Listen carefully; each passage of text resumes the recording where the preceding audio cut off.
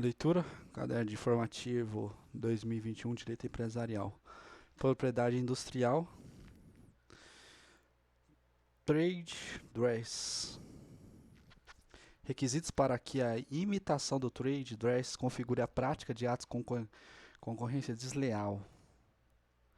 Para a configuração da prática de atos de concorrência desleal derivados de imitação de trade dress, não basta que o titular simplesmente prove que utiliza determinado conjunto de imagem, sendo necessária a observância de alguns pressupostos para a garantia de proteção jurídica, a ausência de caráter meramente funcional, distintividade, confusão ou associação indevida, anterioridade de uso.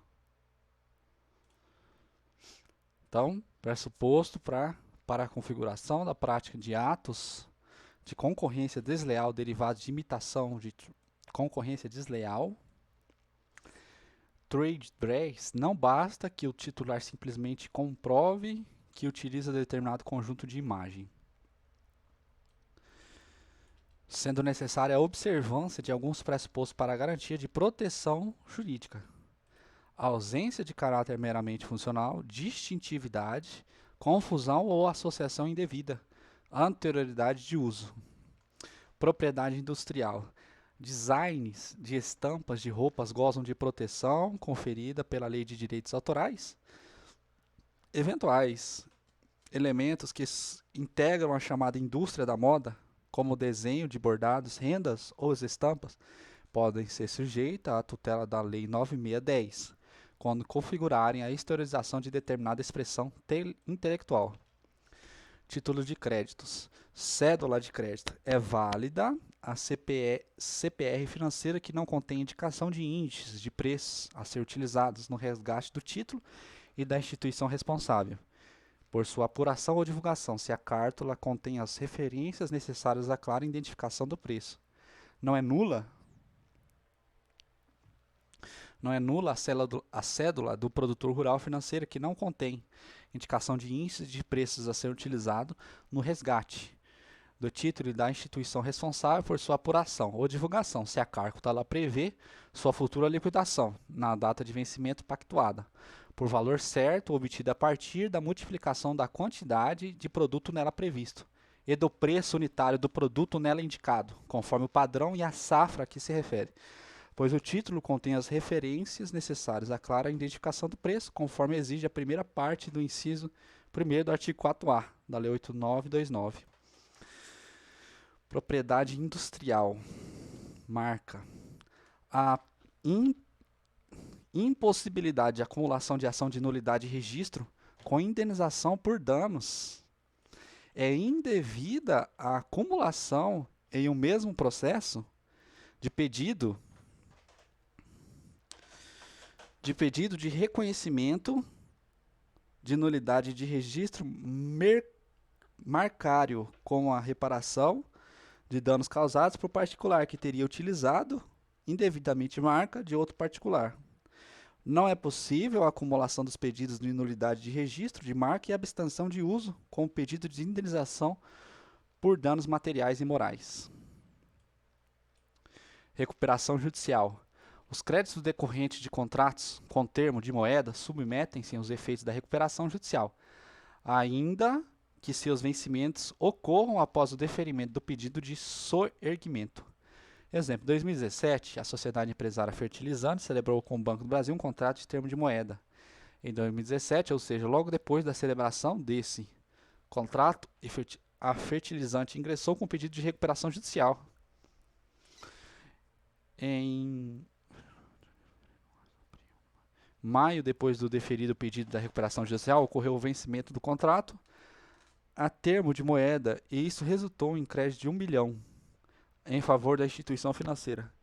Esse crédito está sujeito aos efeitos da recuperação judicial, mesmo que seu vencimento tenha ocorrido após o deferimento do pedido de recuperação. O contrato a termo de moeda, espécie de instrumento derivativo, possibilita a proteção de riscos de mercado decorrentes da variação cambial. Por meio dele, assume-se a obrigação de pagar a quantia correspondente à diferença resultante entre a taxa de câmbio contratado e a taxa de mercado da data futura estabelecida na avença. A existência do crédito está diretamente ligada à relação jurídica estabelecida entre o credor e o devedor, devendo-se levar em conta para sua aferição a ocorrência do respectivo fato gerador, isto é, a data da fonte da obrigação. A fonte para fato gerador da obrigação de repagar a quantia que vier a ser liquidada na data do vencimento do contrato a termo de moeda é o próprio contrato firmado com a instituição bancária. A oscilação do parâmetro financeiro, taxa de câmbio, constitui um evento previsto e traduz riscos deliberadamente assumidos pelas partes, não sendo ela, todavia, a fonte da obrigação. Recuperação judicial.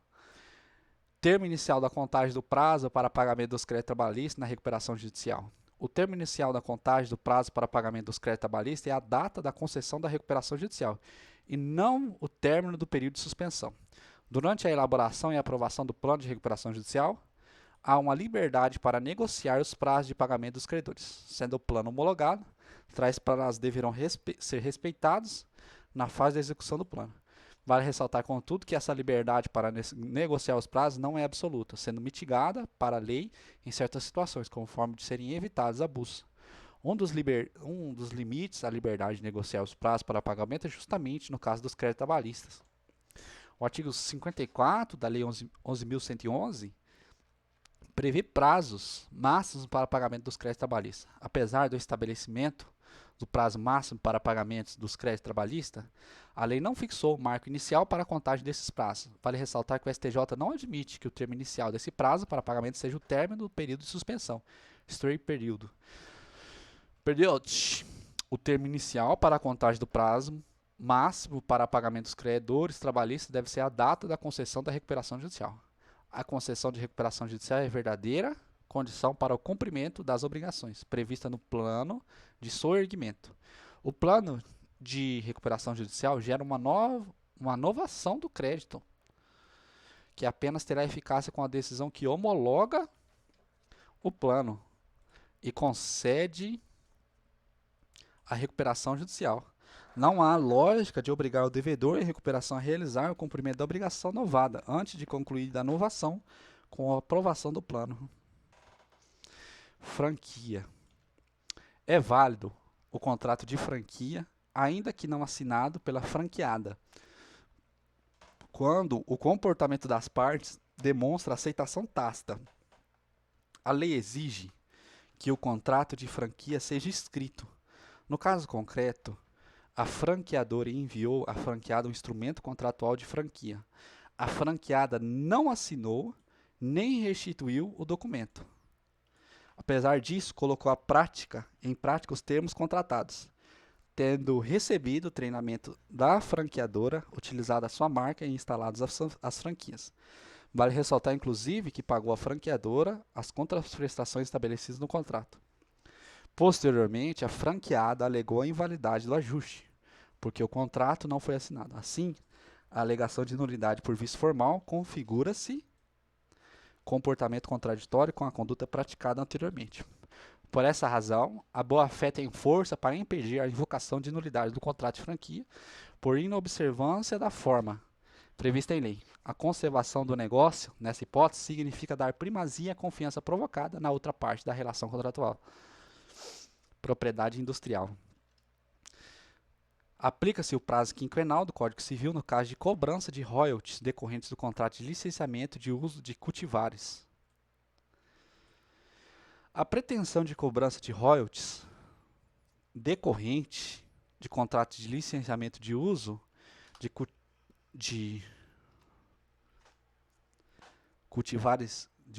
cultivares, possui prazo prescricional quinquenal. A Lei 9456 não cuida dos contratos de licença de uso, nem tampouco do prazo prescricional para a cobrança de royalties. Além disso, não prevê aplicação subsidiária do outro regramento, de modo que, para regular a prescrição, deve ser aplicada a norma geral, isto é, o Código Civil. No caso concreto, a apuração do valor devido dependia apenas dos meros cálculos aritméticos. Assim, a pretensão era de recebimento da dívida líquida constante de instrumento particular. Nesse contexto, deve ser aplicado o prazo quinquenal do 206. Em 5 anos, a pretensão de cobrança de dívidas líquidas constantes de instrumento público ou particular. Recuperação judicial. É facultado ao titular do crédito que for voluntariamente excluído no plano recuperacional habilitar o seu crédito ou promover a execução individual após finda a recuperação. O titular do crédito que for voluntariamente excluído do plano recuperacional detém a prerrogativa de decidir entre habilitar o seu crédito ou promover a execução individual após a finda a recuperação. Se a obrigação não for abrangida pelo acordo recuperacional, ficando suprimida do plano, não haverá falar em inovação, excluindo-se o crédito da recuperação, o qual, por conseguinte, poderá ser satisfeito pelas vias ordinárias, execução ou cumprimento de sentença. Vale ressaltar, no entanto, que se o credor excluído tiver optado pela execução individual, ficará obrigado a aguardar o encerramento da recuperação judicial e assumir as consequências jurídicas, processuais e materiais de sua escolha, para, então, dar prosseguimento ao feito em consonância com o procedimento estabelecido pelo CPC. Assim, o credor que foi excluído do plano recuperacional e optou por prosseguir com o processo executivo não poderá ser obrigado a habilitar seus créditos. Títulos de crédito, nota promissória. A posição de datas de vencimento divergentes em nota promissória não inquina os títulos de crédito de nulidade, devendo-se adotar a data posterior, se a outra coincidente com a data de emissão do título. Tema já apreciado no informativo 671, caso concreto. Na nota promissória, constaram duas informações diferentes sobre a data de vencimento do título. Em determinado local, constatou que a data de vencimento do título seria em 2008. 5/2/2008.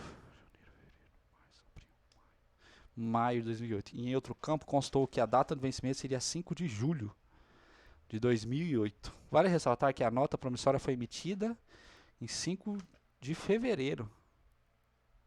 5 de fevereiro de 2018. Essa é a data de emissão. Assim, a nota promissória contém duas datas de vencimento, sendo a primeira delas coincidente com a data de emissão do título, aposta numericamente. Qual delas deverá prevalecer? A data de 5 de julho de 2008.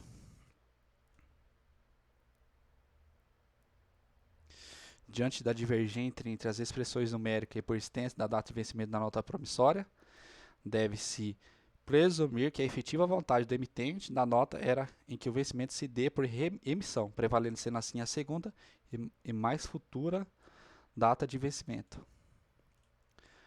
A nota promissória é título de crédito próprio e, como tal, se propõe a concessão de um prazo para pagamento, distinto da data da emissão da carta, de forma que não faz sentido a emissão de uma nota promissória com data de vencimento, coincidente com a data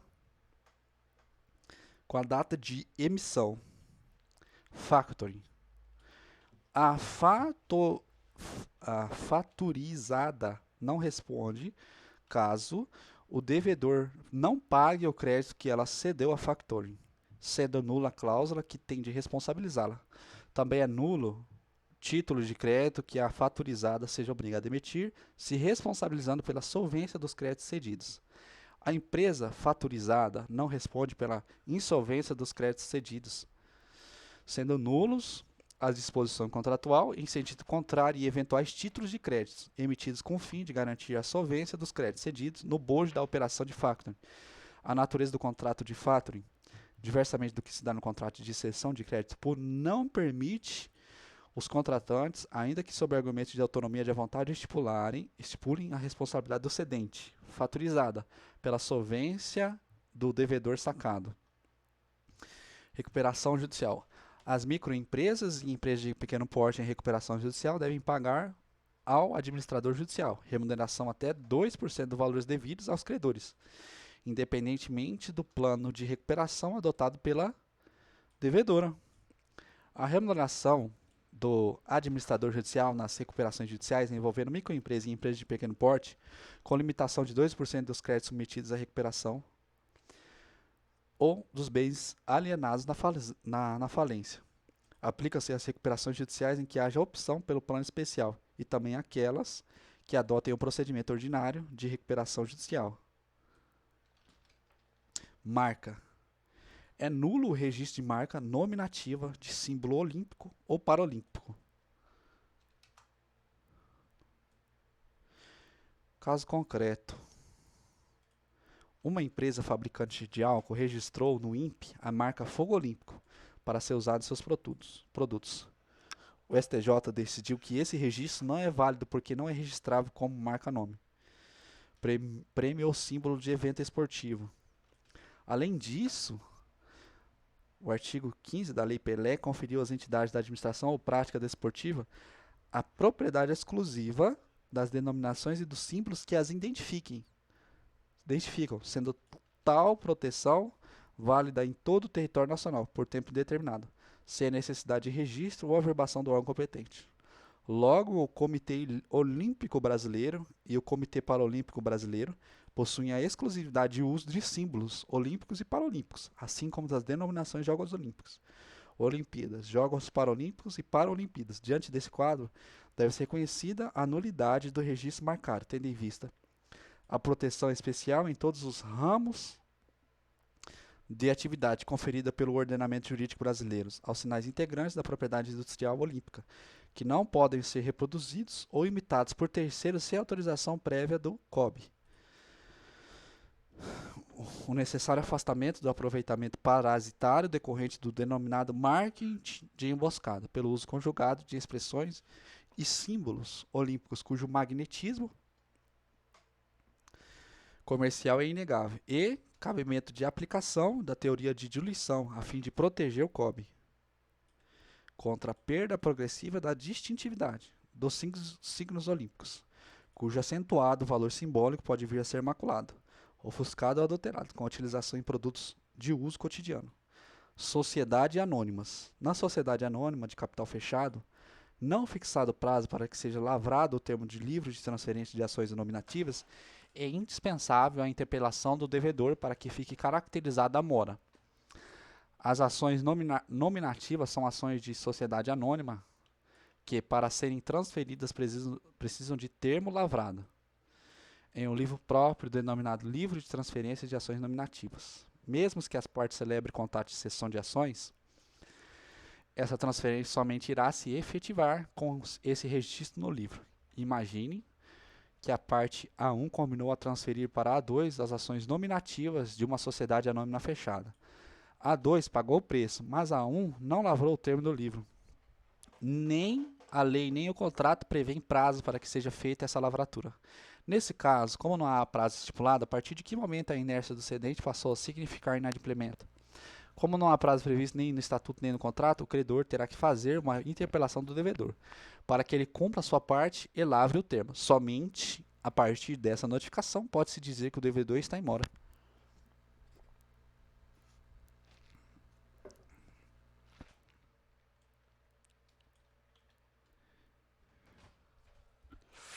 Caso Red Bull ou Power Bull. Red Bull é uma marca energéticos conhecidíssima, tanto no Brasil como no restante do mundo. Ela foi registrada em 1993. Em 2010, a empresa funcional Drinks registrou no INPE a marca Power Bull para também se utilizadas em bebidas energéticas. Ao tomar conhecimento disso, a Red Bull ajuizou ação contra a empresa funcional Drinks e contra a INPE, pedindo a nulidade desse registro. Assim, discutiu se havia colidência entre as marcas e bebidas energéticas Red Bull e Power Bull. As empresas em conflito atuam no mesmo segmento mercadológico, fornecendo produtor similar, que podem estar presentes nos mesmos locais de venda e que visam o mesmo público. Existe uma proximidade grande das marcas, considerando que ambas utilizando o termo Bull diferenciam apenas pelo acréscimo dos vocábulos Red e Power. Diante desse quadro, o STJ reconheceu que havia risco da empresa Red Bull, notariamente mais antiga e conhecida, ser indevidamente associada ao produto concorrente.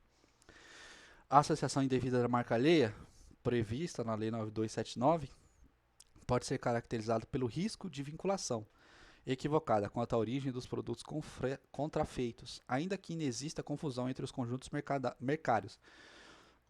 O STJ também havia risco de diluição de marca, isso porque não existem no Brasil outras bebidas registradas com elemento Bull, de forma que a utilização pela marca corrente gera uma pressão na classe de bebidas.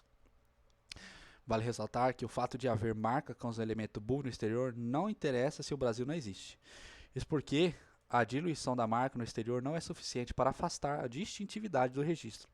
no Brasil, tendo sido reconhecida colidência entre marcas. O STJ declarou a nulidade do registro da marca Powerbull e condenou a empresa ré a se abster de utilizar essa marca. Título de crédito. O ajuizamento da ação de busca e apreensão com citação válida do devedor interrompe o prazo prescricional para propor a execução lastreada em cédula de crédito comercial. O ajuizamento da ação de busca e apreensão fundada no inadimplemento da cédula de crédito comercial garantida por alienação fiduciária com a citação válida do devedor interrompe o prazo para propor ação de execução com base no mesmo título de crédito.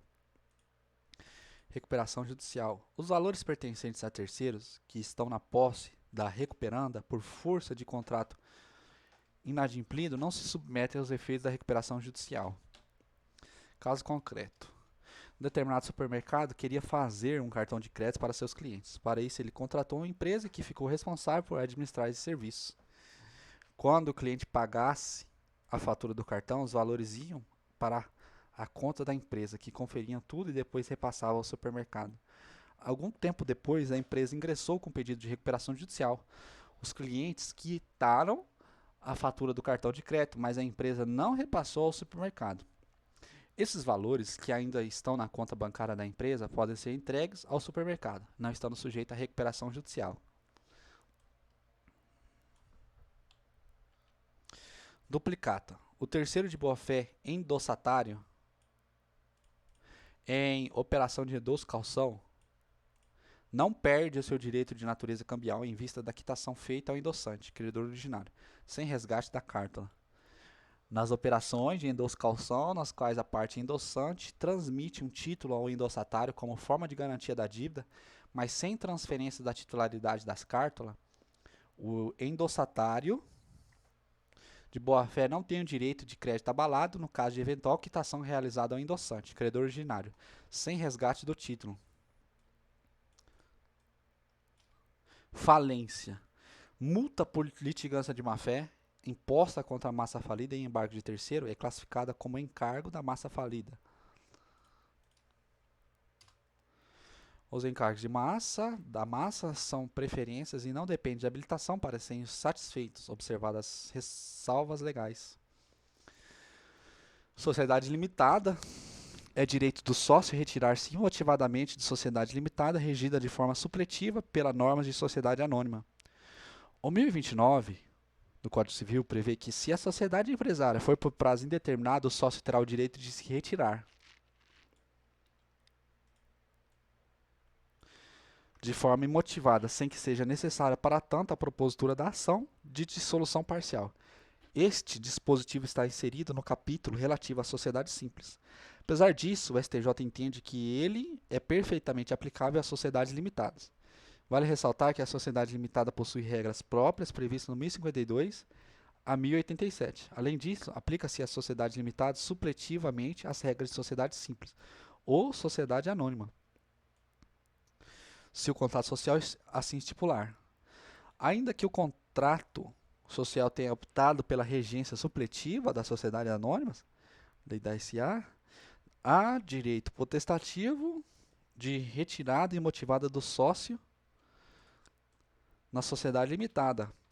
Assim, o fato de a sociedade limitada ser regida supletivamente pela lei das ações sociedades anônimas são afastadas da possibilidade de retirada imotivada do sócio.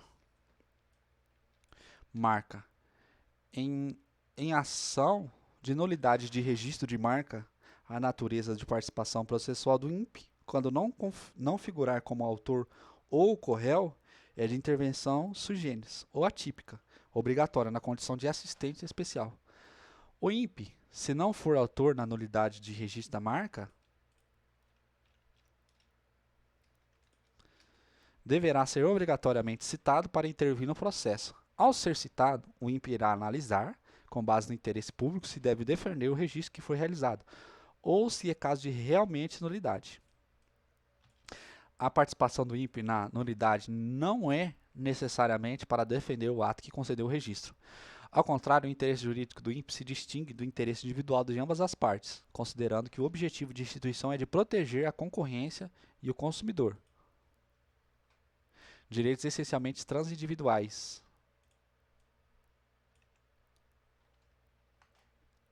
Contratos empresariais. Os distribuidores dos medicamentos podem repassar às drogarias e farmácias o custo das despesas referentes à tarifa de emissão de boleto bancário. É cabível o repasse da despesa relativa a tarifas de emissão de boletos bancários feitos pela distribuidora de medicamentos às drogarias e farmácias.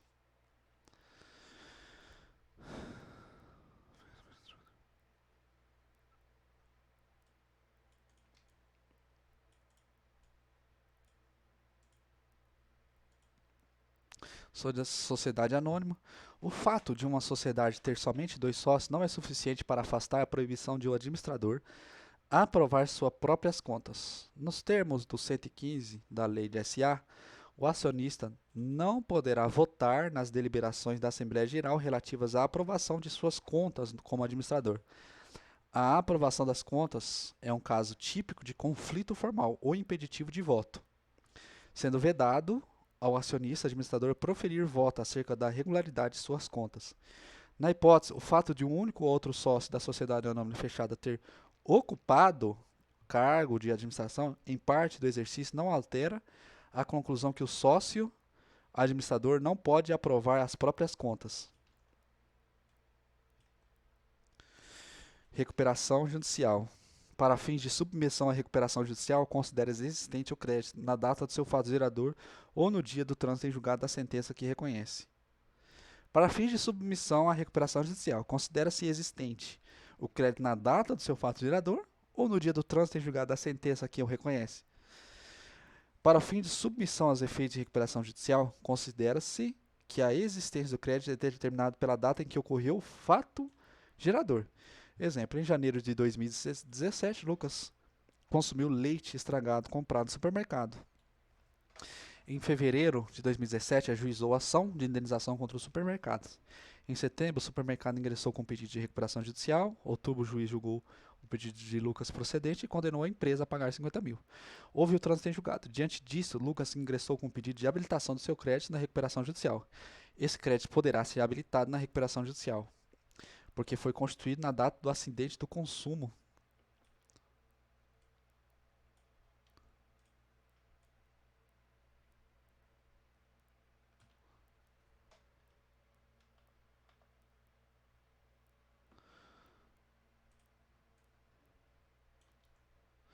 E não da data da sentença, que apenas declarou a obrigação existente. Falência e recuperação. É cabível a interposição de agravo de instrumento contra todas as decisões interlocutórias em processo falimentar e recuperacional. Cabe agravo de instrumento de todas as decisões interlocutórias proferidas no processo de recuperação judicial e no processo de falência, por força do 2015. Parágrafo único do CPC. A Lei 14.112 incluiu o parágrafo 1º do 189, acolhendo o entendimento jurisprudencial e prevendo expressamente o cabimento de agravo de instrumento. Aplica-se, no que couber, aos procedimentos previstos nesta lei, o disposto da Lei 13.105, processo civil, desde que não seja incompatível com os princípios desta lei. Para fins do disposto nesta lei, as decisões proferidas no processo a que se refere esta lei serão passíveis de agravo de instrumento, exceto nas hipóteses que a lei previr de forma diversa. Patente. É inconstitucional o artigo 40 da Lei 9279. Atenção. É inconstitucional o parágrafo único do artigo 40 da Lei 9279. Parágrafo 1. O prazo de vigência não será inferior a 10 anos para a patente de invenção e de 7 anos para a patente de modelo de utilidade.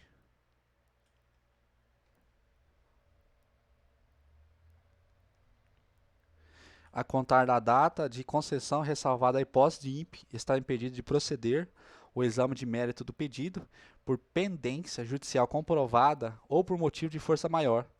Essa norma contraria a segurança jurídica, a temporalidade da parente, a função social da propriedade intelectual, a duração razoável do processo, a eficiência da administração pública, a livre concorrência e a defesa do consumidor e o direito à saúde. Falências são constitucionais, os artigos da Lei 11.101, São constitucionais o estabelecimento de um limite máximo de 150 salários mínimos aos créditos de natureza trabalhista, bem como a definição de créditos, privilégios especiais conforme previsto no 83 da Lei 11.000.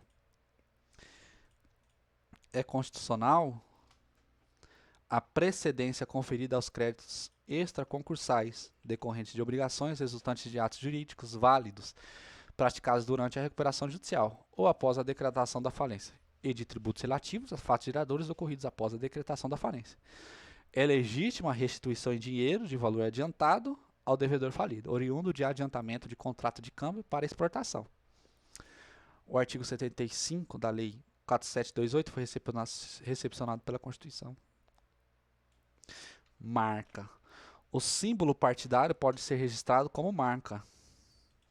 O símbolo partidário pode ser registrado como marca para que se resguarde a exploração econômica por agremiações políticas, associações civis ou partidos, de uso de marca de produtos e serviços, ainda que não exerçam principalmente atividade empresarial.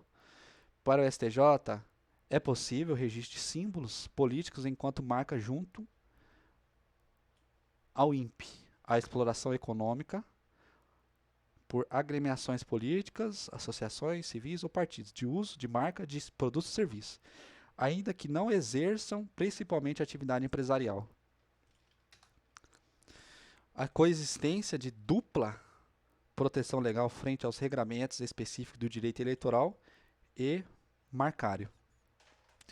Título de crédito, cédula de crédito. Na execução de cédula de produto rural em formato de cártula, é necessária a juntada do original do título de crédito, salvo se comprovado o título não circulou. A juntada da via original do título executivo extrajudicial é, em regra, requisito essencial à formação válida do processo de execução. Isso por dois motivos. Para se ter certeza da autenticidade da cártula apresentada e para se afastar a possibilidade de o título ter circulado e, com isso, o devedor ser obrigado a pagar duas vezes.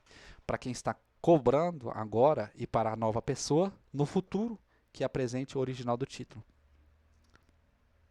Se ficar comprovado que o título não circulou ou que, por sua natureza, não é hábil a circular e que não há dúvida quanto à existência do título e do débito, nesses casos, a ação de execução pode, excepcionalmente, ser instruída por cópia reprográfica do título executivo extrajudicial, sendo dispensada a apresentação do documento original, por ser cédula de produto rural, título dotado de natureza cambial, tendo como um dos atributos a circularidade mediante o endosso.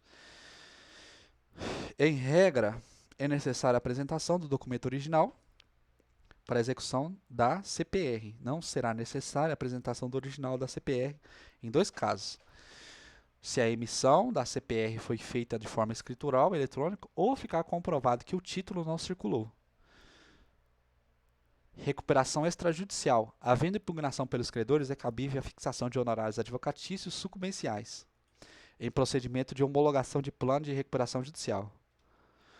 Ordinariamente, o procedimento judicial instaurado para homologar o plano de recuperação extrajudicial não possui interesses contrapostos que autorizem ao seu final a condenação ao pagamento de honorários advocatícios de sucumbências. Quando não impugnado, o pedido de homologação de plano de recuperação extrajudicial apresenta características análogas a de um procedimento de jurisdição voluntária, nos quais, não havendo vencedores ou vencidos, data da ausência de litigiosidade. Afigura-se despropositado o arbitramento de honorários comerciais. Todavia, a apresentação de impugnação ao pedido homologatório por parte de credores é circunstâncias que conferem litigiosidade ao procedimento, razão pela qual a regra de não cabimento da condenação em honorários deve ceder. É nesse panorama, o fato de se tratar de pedido homologatório por si só não autoriza a conclusão de que é incabível o arbitramento de honorários advocatícios de sucumbência.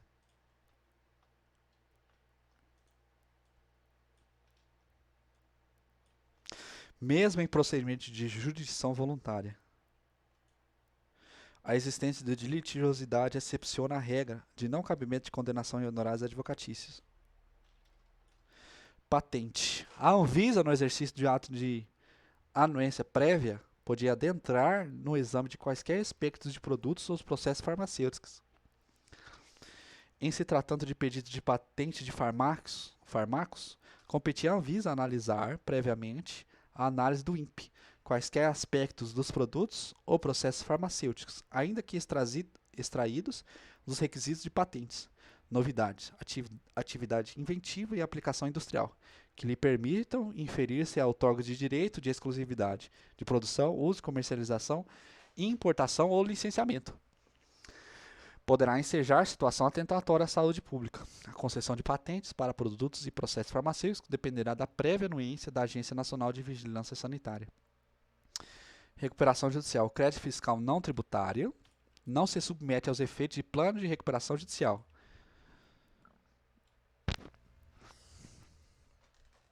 O crédito fiscal não tributário. Caramba.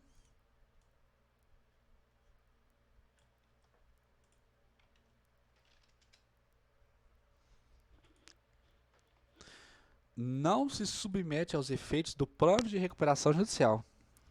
O artigo 178 do CTN prevê expressamente que o crédito tributário não é sujeito ao concurso de credores. Esse dispositivo nada fala sobre os créditos de natureza não tributária. A despeito disso, os créditos de natureza não tributária não se submetem aos efeitos do plano de recuperação judicial, por força do artigo 6º da Lei 11.101. Além disso, a LEF afirma de forma ampla que a cobrança judicial da dívida ativa da Fazenda não está sujeita à habilitação de concordata à atual recuperação judicial. A dívida ativa abrange tanto débitos tributários como não tributários. Assim, por exemplo, o crédito concernente à multa administrativa aplicada pela Anvisa não se submete aos efeitos da recuperação judicial da devedora. Recuperação judicial não incide multa prevista no CPC sobre créditos sujeitos ao processo de recuperação judicial, decorrente de ação que demanda quantia ilíquida. João foi atropelado por um ônibus da transportadora. A vítima ajuizou a ação de indenização por danos morais e materiais contra a empresa. Antes que fosse julgada a demanda, a transportadora ingressou com pedido de recuperação judicial, tendo sido deferido seu processamento pelo juiz na vara empresarial. O juiz da vara civil, responsável pela ação de indenização, condenou a ré a pagar 100 mil em favor do autor. João ingressou com pedido de cumprimento de sentença e o magistrado determinou a intimação da transportadora para pagar a dívida no prazo de 15 dias. A transportadora, que, como vimos, estava em processo de recuperação judicial, não efetuou o pagamento, razão pela qual o juízo da vara civil afirmou que os débitos agora seriam acrescidos de multa e de honorários advocatícios.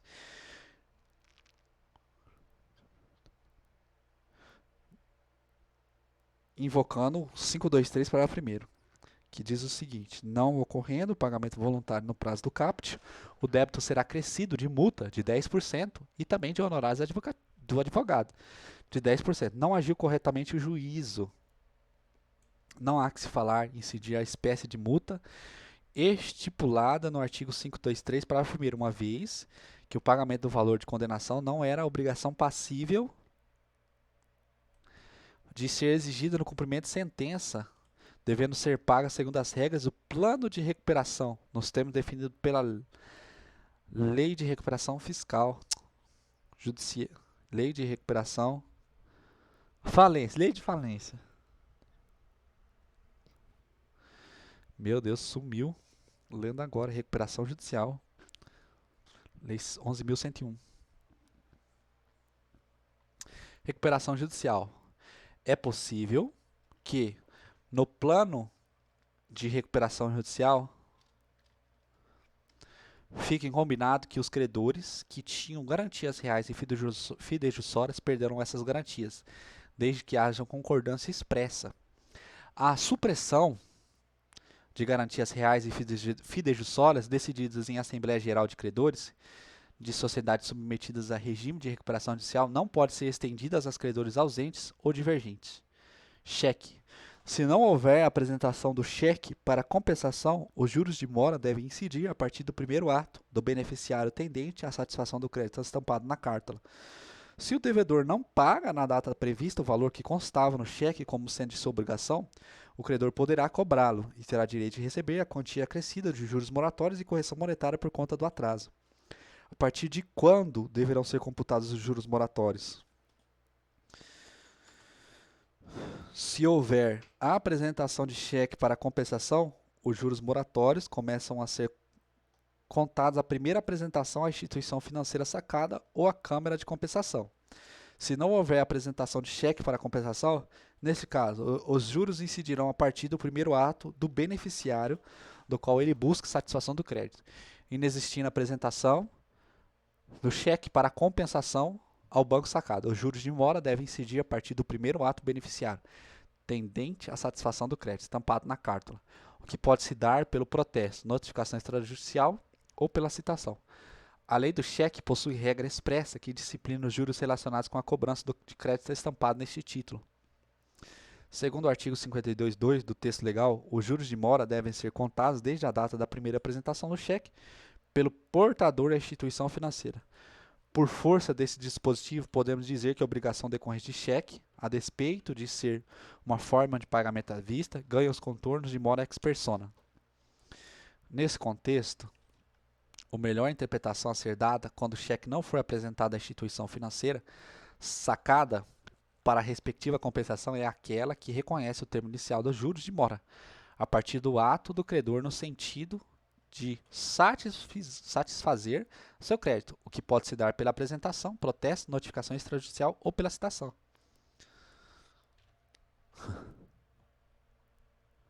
Marca. Se uma marca não teve reconhecido os status de alto renome, ainda que seja famosa, não pode impedir o registro da mesma marca em segmentos mercadológicos distintos, sem que haja possibilidade de confusão. Em 1996, uma empresa de botinas pediu o registro de marca Perdigão para ser utilizada apenas no setor de roupas e acessórios. A indústria de alimentos frigoríficos, Perdigão, se opôs ao pedido, afirmando que o deferimento do registro geraria risco de diluição da marca, sua marca.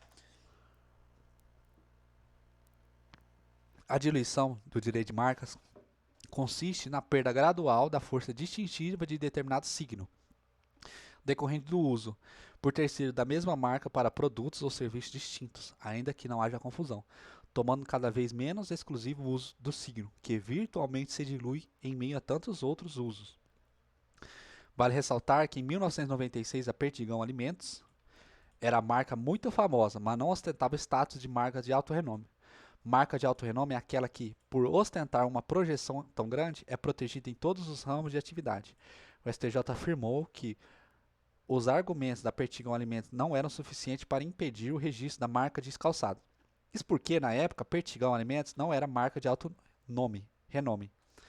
A decisão administrativa do INPE de reconhecimento de alto renome em uma marca tem apenas efeitos prospectivos.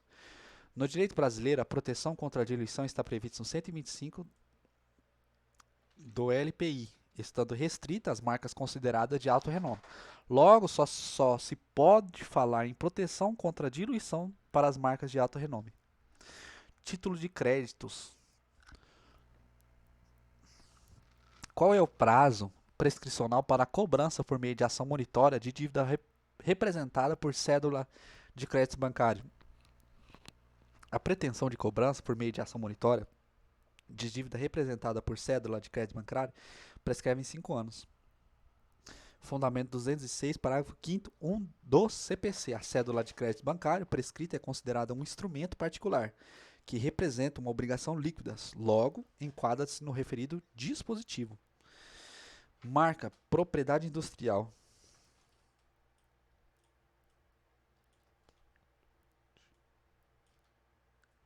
Mesmo que exista autorização para que o nome civil seja registrado como marca em uma área, para que esse nome seja registrado como marca não abrangida pela primeira, será necessária nova autorização para que o nome civil ou patromínico seja registrado como marca. Impõe-se a autorização pelo titular ou sucessores de forma limitada e específica àquele registro, em classes e itens pleiteados.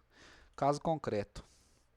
O Hospital Albert Einstein, mesmo tendo autorizado para utilizar o nome civil Albert Einstein no hospital, só poderá registrar máquina nominativa Albert Einstein, na classe 41, subitem 10, que corresponde ao serviço de ensino e educação de qualquer natureza e grau, se tiver nova autorização específica do detentor dos direitos autorais e de imagem do falecido físico alemão.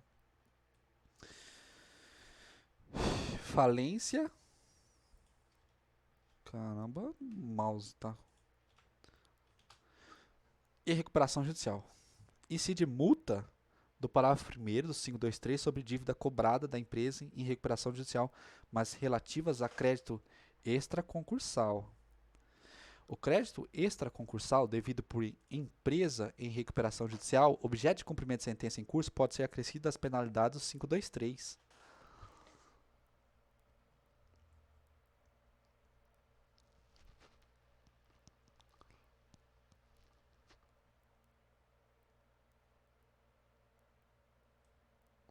Então, vai incidir multa lá no crédito concursal, mas não vai incidir a multa, a mesma multa, 523 para primeiro, sobre crédito sujeito ao processo de recuperação judicial decorrente de ação que demanda quantia ilíquida.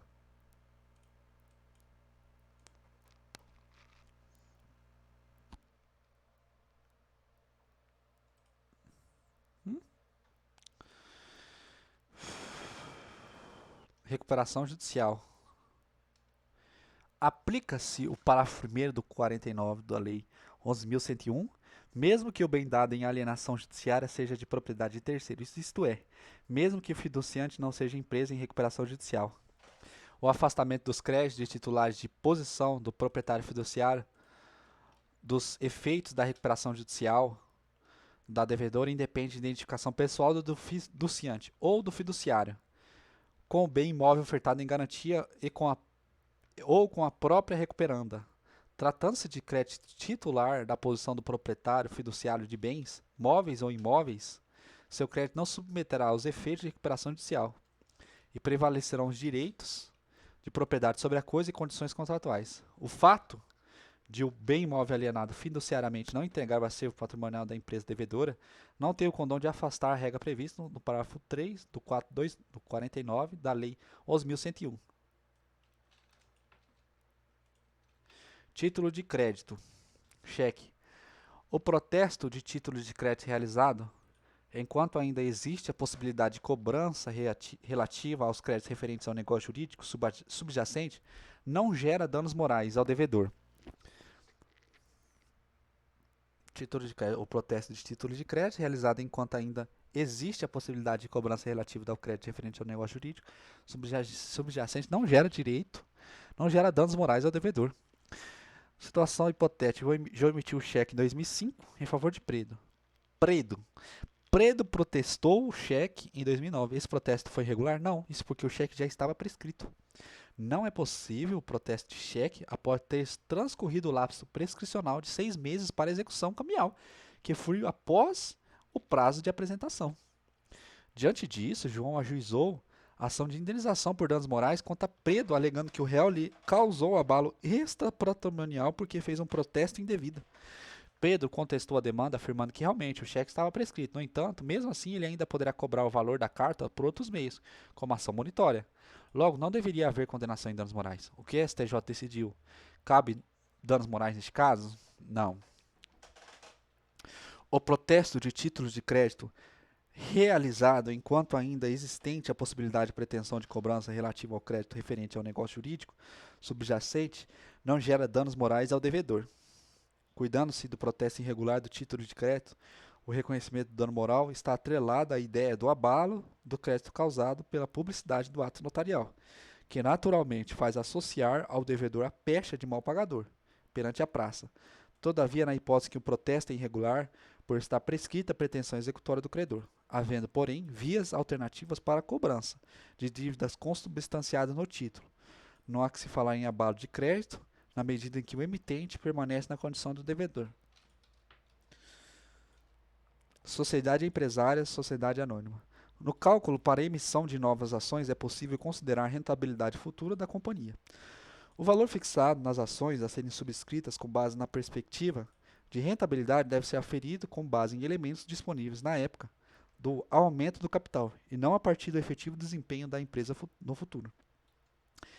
Falência e recuperação judicial. Falência. É possível a fazenda pública habilite na falência o crédito tributário que já está sendo cobrado em execução fiscal em curso?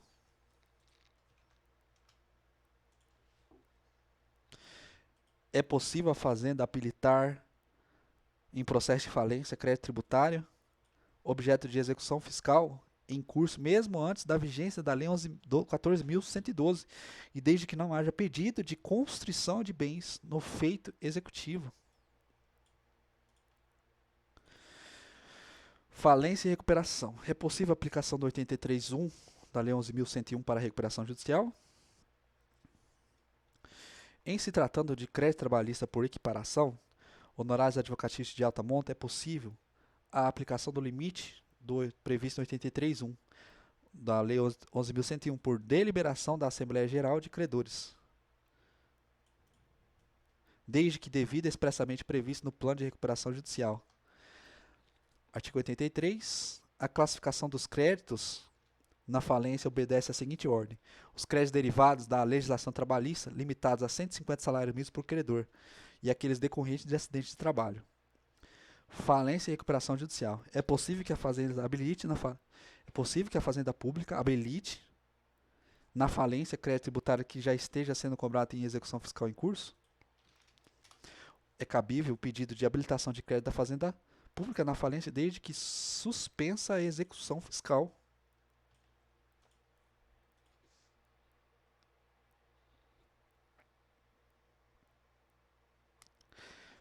Desde que seja suspensa e mesmo que antes da Lei 14.102 de 2020, desde que não haja pedido de constrição de bens no feito executivo. Falência e recuperação judicial. Recuperação judicial. Se os bens alienados em garantia não pertencem ao avalista que está em recuperação judicial, o credor não pode invocar o 49º para alegar que o crédito é extraconcursal e querer expropriar os bens do avalista sem respeitar o plano de recuperação. Exemplo hipotético: Gatron S.A. celebrou o contrato de mútuo com o banco, que exigiu duas garantias: que 10 caminhões de Gatron ficassem alienados em garantia ao banco, que outra empresa, a Tercola S.A., figurasse como avalista. Algum tempo depois, a Gatron entrou em recuperação judicial. Como não recebeu a quantia devida, o banco ingressou com execução de título executivo extrajudicial, cobrada a dívida. Vale ressaltar, contudo, que a instituição financeira propôs a execução unicamente contra a Artecola, avalista. Nessa execução, foram penhorados bens de Artecola, salas comerciais. Antes que a execução terminasse, a Artecola também ingressou com recuperação judicial. O banco argumentou que poderia expropriar os bens penhorados porque seu crédito é extraconcursal e não se submete aos efeitos da recuperação judicial da avalista, nos termos do 49, parágrafo 3º. O STJ não aceitou a tese do banco porque os bens dados em garantia não são da avalista. Logo, isso não interfere na recuperação judicial da avalista. Não pertencem os bens alienados em garantia ao avalista em recuperação judicial. Não podem ser expropriados outros bens de sua titularidade, pois devem servir ao pagamento de todos os credores. Isso justifica por que os credores fiduciários estão excluídos dos efeitos da recuperação judicial, somente em relação ao montante alcançado pelos bens alienados em garantia. Se a alienação do bem dado em garantia for suficiente para quitar o débito, extingue-se a obrigação. Exemplo: vendidos 10 caminhões, todo o dinheiro será destinado ao pagamento da dívida com o banco. Se cobrir todo o débito, extingue-se a obrigação. Por outro lado, se o valor apurado com a venda do bem não for bastante para extinguir a obrigação, o restante do crédito em aberto não mais poderá ser exigido fora da recuperação judicial do devedor, pois não mais existirá a característica que diferenciava o credor titular da posição de proprietário fiduciário dos demais. Exemplo: se mesmo com a venda dos 10 caminhões pagou-se parcialmente o banco, restando ainda a dívida de 200 mil, esse valor remanescente não é considerado crédito extraconcursal e deverá estar sujeito às regras de recuperação judicial.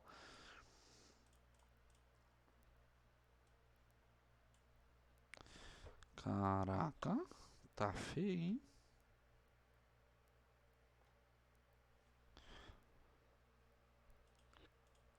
Logo, não faz sentido pretender excluir a recuperação judicial de bens da avalista que não são os que estão em alienação fiduciária. Falência e recuperação judicial. Recuperação judicial.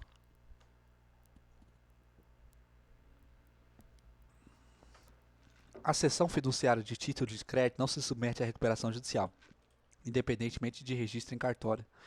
A empresa recebeu mútuo bancário de 2 milhões. Como garantia, a empresa cedeu ao banco títulos e direitos que ela possuía para receber. Operações de desconto de recebíveis de cartões de crédito.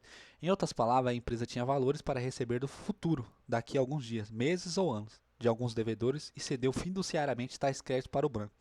Se ela pagasse o empréstimo, o banco devolveria os créditos caso se tornasse inadimplente. O banco se tornaria, em definitivo, proprietário dos valores. Alguns meses após a assinatura desse contrato, a referida empresa entrou em recuperação judicial. Estes créditos cedidos ao banco fiduciariamente, como garantia de dívida, não deverão entrar em recuperação judicial, porque se enquadram com exceções à regra do capítulo 49, nos termos do parágrafo 3º do mesmo artigo. Não é necessário que a cessão de crédito realizada tenha sido registrada em cartório. A cessão fiduciária de título de crédito não depende de registro no RTD para ser constituída, não se lhe aplicando a regra no parágrafo 1º no 1361, regente na cessão fiduciária de coisa móvel e infungível. Fim.